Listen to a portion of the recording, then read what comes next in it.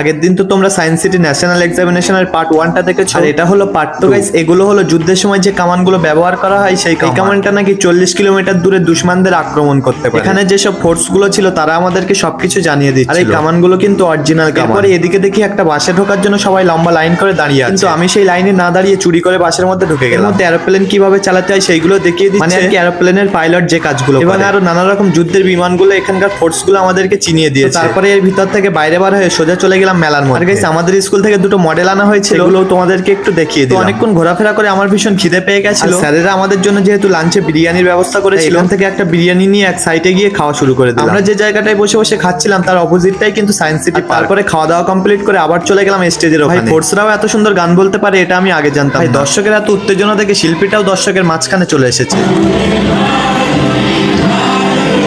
যাই হোক, তারপরে প্রোগ্রাম শেষ হতে আমরা এখান থেকে বার হয়ে আজকের মিনি ভ্লগটা শেষ করলাম।